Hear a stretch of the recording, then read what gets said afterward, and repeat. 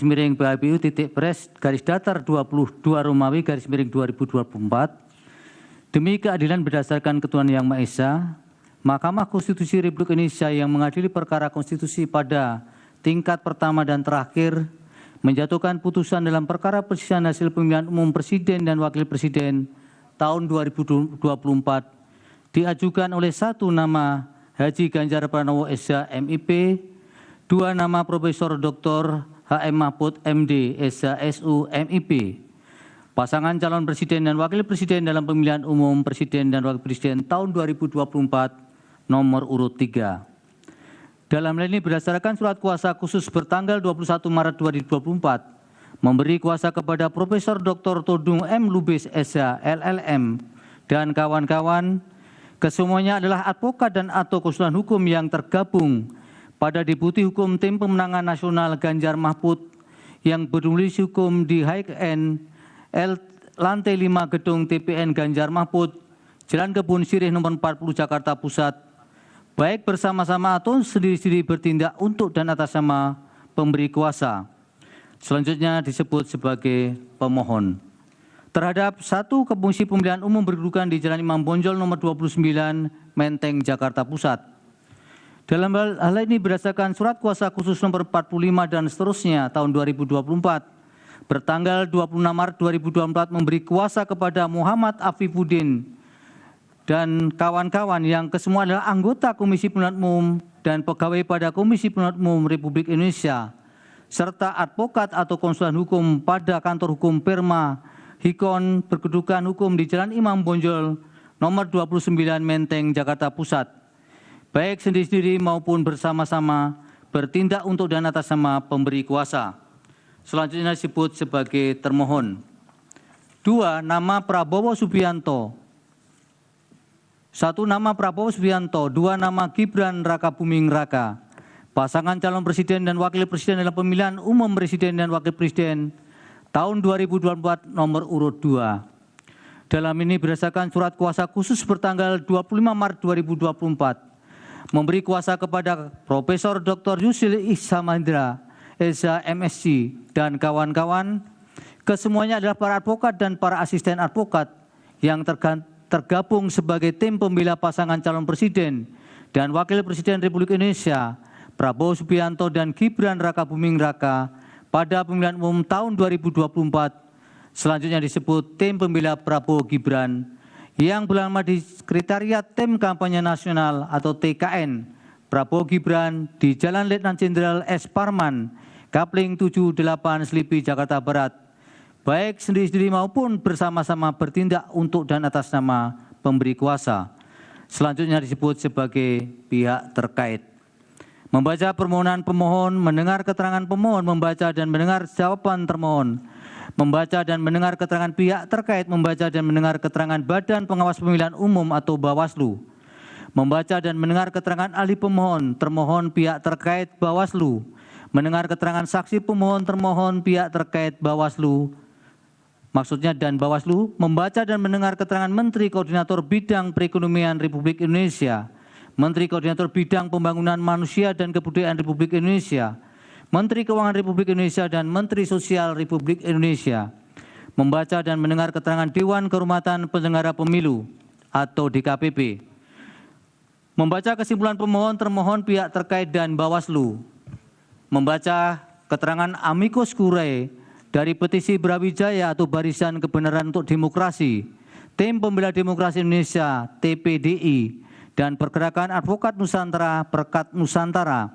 Aliansi Akademisi dan Masyarakat Sipil, Tonggak Persatuan Gerakan untuk Nusantara atau TOPGUN, Pusat Kajian Hukum dan Keadilan Sosial Fakultas Center for Law and Social Justice,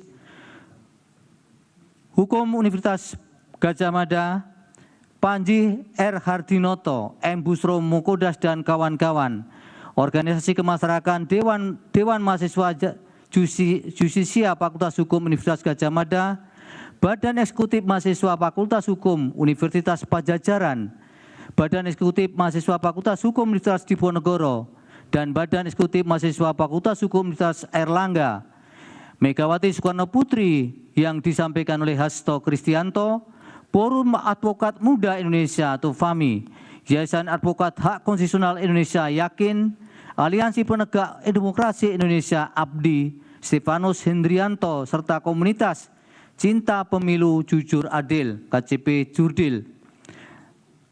Memeriksa alat bukti pemohon, termohon, pihak terkait, dan Bawaslu. Duduk perkara dan seterusnya dianggap dibacakan. Pertimbangan hukum.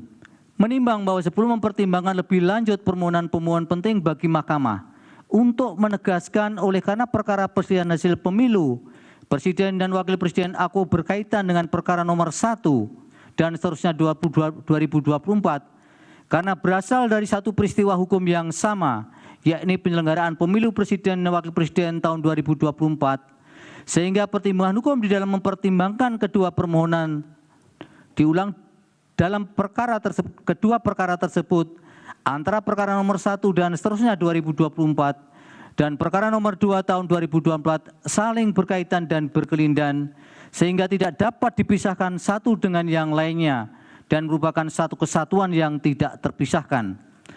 Oleh karena itu, jika terdapat pertimbangan hukum yang terkesan duplikasi atau redundansi, maka hal tersebut adalah sesuatu yang tidak dapat dihindari oleh Mahkamah karenanya dianggap saling melengkapi antara satu dengan lainnya. Kewenangan Mahkamah dalam eksepsi, Mahkamah berkesimpulan eksepsi tidak beralasan menurut hukum dan Mahkamah berwenang mengadili permohonan pemohon. Tenggang waktu pengajuan permohonan, Mahkamah juga berkesimpulan permohonan diajukan masih dalam tenggang waktu yang ditentukan oleh peraturan perundang-undangan. Kedudukan hukum pemohon, Mahkamah juga berkesimpulan bahwa pemohon memiliki kedudukan hukum untuk mengajukan permohonan. Oleh karena itu, eksepsi yang terdapat dalam permohonan aku dianggap tidak beralasan menurut hukum. Menimbang bahwa oleh karena eksepsi termohon dan eksepsi pihak terkait tidak beralasan menurut hukum, selanjutnya Mahkamah akan mempertimbangkan pokok permohonan. Dalam pokok permohonan, menimbang bahwa dalam permohonannya pemohon memohon pembatalan keputusan KPU 360/2024 tentang penetapan hasil pemilihan umum Presiden dan Wakil Presiden, anggota Dewan Perwakilan Rakyat, Dewan Perwakilan Daerah, Dewan Perwakilan Rakyat Daerah Provinsi dan Dewan Perwakilan Daerah Kabupaten Kota secara nasional dalam pemilihan umum tahun 2024 bertanggal 20 Maret 2024 dengan alasan-alasan yang setelah Mahkamah cermati dari keseluruhan berkas permohonan pemohon dapat dirumuskan dan dikelompokkan dalam pokok-pokok alasan sebagai berikut, selengkapnya termuat dalam bagian duduk perkara, angka 1 sampai dengan 10 dianggap diucapkan. Terhadap masing-masing dalil tentang ketidakefektifan dan keberpihakan instrumen penegak hukum pemilu tersebut, maka mempertimbangkan sebagai berikut. Dalil pemohon mengenai DKPP melindungi termohon dengan cara tidak mengindahkan putusannya sendiri adalah tidak beralasan menurut hukum. Sementara itu dalil pemohon mengenai anggapan adanya ketidakefektifan dan tidak netralan Bawaslu dalam menegakkan hukum pemilu pada pemilihan Presiden dan Wakil Presiden tahun 2024 juga adalah tidak beralasan menurut hukum. Berdasarkan seluruh pertimbangan hukum, dalil pemohon yang menyatakan terdapat ketidakefektifan dan keberpihakan instrumen penegak hukum pemilihan umum Inkasu Bawaslu dan DKPP adalah tidak beralasan menurut hukum. Dalil pemohon yang menyatakan terjadi intervensi Presiden dalam perubahan syarat pasangan calon dan dalil pemohon mengenai dugaan adanya ketidaknetralan termohon dalam verifikasi dan penetapan pasangan calon yang menguntungkan pasangan calon nomor urut 2 sehingga dijadikan dasar bagi pemohon untuk memohon agar Mahkamah membatalkan atau mendiskualifikasi pihak terkait sebagai peserta pemilihan umum Presiden dan Wakil Presiden tahun 2024 adalah juga tidak beralasan menurut hukum. Dalil tentang Presiden Joko Widodo melakukan abuse of power dalam bentuk memanfaatkan anggaran pendapatan dan belanja negara atau APBN untuk menjalankan program bantuan sosial yang dipolitisasi dengan tujuan mempengaruhi pemilih untuk pemilihan pasangan calon presiden dan wakil presiden nomor 2 tidak beralasan menurut hukum. Dalil pemohon tentang penyalahgunaan automatic adjustment tidak juga Mahkamah berkesimpulan tidak beralasan menurut hukum. Dalil pemohon mengenai peningkatan pesat pembagian bansos di masa pemilu presiden dan wakil presiden tahun 2024 Mahkamah juga berkesimpulan yang sama sebagaimana di permohonan nomor 1 tidak beralasan menurut hukum. Demikian juga dalil pemohon perihal dengan politisasi yang dilakukan Menteri Perdagangan Zulkifli Hasan dan kemudian terjadinya politisasi pembagian bansos secara masif di seluruh penjuru Indonesia selama periode pemilu presiden dan wakil presiden tahun 2024, Mahkamah juga berkesimpulan tidak beralasan menurut hukum. Dalil pemohon juga mendalilkan Presiden Jokowi menginstruksikan percepatan pencarian dana bantuan bansos agar bertepatan dengan proses pemilu presiden dan wakil presiden tahun 2024 berupa bantuan dampak fenomena El Nino mulai Januari 2024, Mahkamah berkesimpulan juga tidak beralasan menurut hukum. Sementara itu yang terakhir berkaitan dengan penjangkaran atau anchoring ide di masyarakat melalui program bansos pada pasangan calon nomor 2 atau pihak terkait adalah pasangan calon yang didukung oleh Presiden Jokowi juga tidak beralasan menurut hukum. Menimbang bahwa selanjutnya pemohon mendalilkan nepotisme yang dilakukan oleh pemohon Jokowi dan melahirkan abuse of power yang terkoordinasi melalui Kementerian Negara dan Pemerintah Daerah, Aparat Keamanan dan Kepolisian Negara Republik Indonesia, dan Tentara Nasional Indonesia, aparatur desa, serta organisasi atau asosiasi tingkat nasional dan daerah terhadap dalil pemohon aku sebelum Mahkamah mempertimbangkan lebih lanjut masing-masing uraian peristiwa atau kejadian yang dijadikan dasar argumentasi oleh pemohon, Mahkamah berpendapat dalil-dalil pemohon aku adalah tidak beralasan menurut hukum. Berkenaan dengan dalil terkait abuse of power, baik di tingkat pemerintah pusat, pemerintah daerah, dan pemerintah desa yang melibatkan pejabat dan ASN di Kementerian Negara,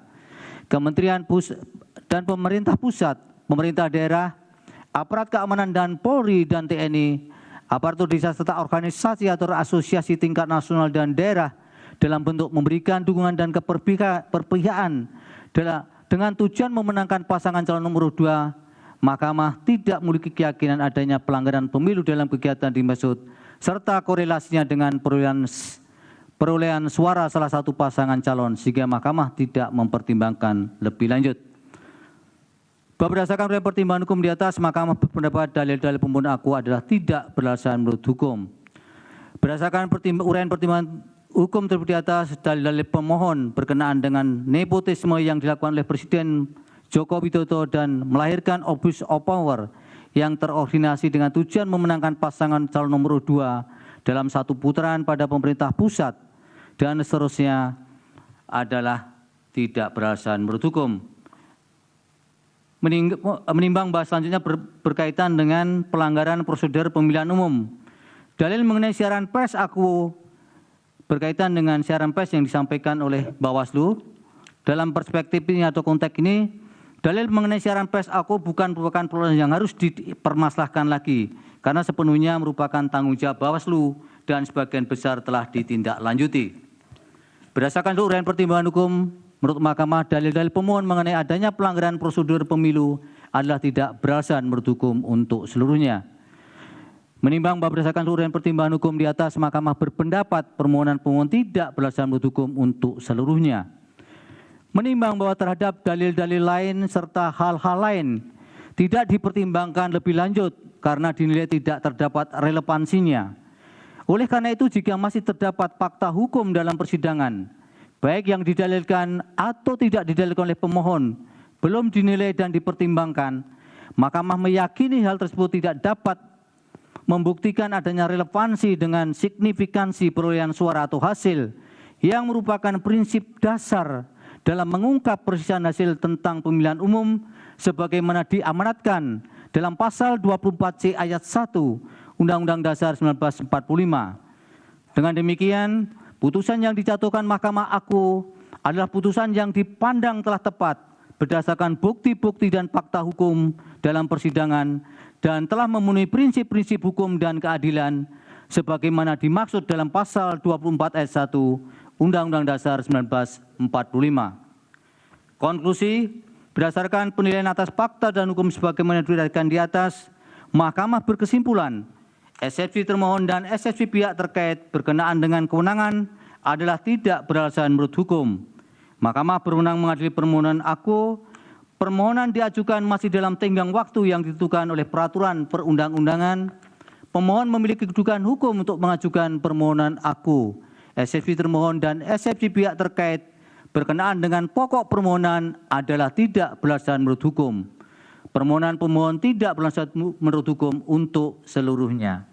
Berdasarkan Undang-Undang Dasar Negara Republik Indonesia tahun 1945, Undang-Undang Nomor 24 Tahun 2003 tentang Mahkamah Konstitusi, sebagaimana telah diubah terakhir dengan Undang-Undang Nomor 7 Tahun 2020 dan seterusnya dianggap dibacakan, amar putusan mengadili dalam eksepsi, menolak eksepsi termohon dan eksepsi pihak terkait untuk seluruhnya.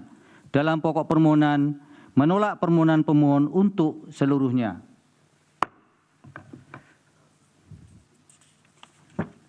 Pendapat berbeda terhadap putusan Mahkamah Konstitusi aku, terdapat pendapat berbeda dissenting opinion sebagaimana dalam permohonan nomor 1, yaitu oleh Hakim Konstitusi Saldi Isra, Hakim Konstitusi Eni Nurbaningsih, dan Hakim Konstitusi Arif Hidayat sebagai berikut yang menurut kesepakatan para hakim yang bersangkutan dianggap dibacakan. Demikianlah diputus dalam rapat permusyawaratan hakim oleh 8 hakim konstitusi, yaitu Soeharto selaku ketua merangkap anggota, Saldi Isra, Arif Hidayat, Eni Nurbaningsih, Daniel Yusmik Pepoe, M. Guntur Hamzah, Ridwan Mansur, dan Arsul Sani, masing-masing sebagai anggota, pada hari Rabu tanggal 17 bulan April tahun 2024 yang diucapkan dalam sidang pleno Mahkamah Konstitusi terbuka untuk umum pada hari Senin tanggal 22 bulan April tahun 2024 selesai diucapkan pukul 15:11 waktu Indonesia Barat oleh 8 hakim tersebut dengan dibantu Eri Satria Pamungkas, Anak Agung Dian Onita, Radian Primanugraha, Jepri Purkonata Tarigan, Hani Adani, Ria Indriani, Wilma Silalahi, Nur Lydia Stefani Hikmah, Siska Yosepin Sirait, Penny Tripurnamasari, Akmari Narasika, dan Mukhtar Hadi Saputra. Masing-masing adalah panitera pengganti pada Mahkamah Konstitusi dengan dihadiri oleh pemohon dan kuasanya, oleh termohon dan kuasanya,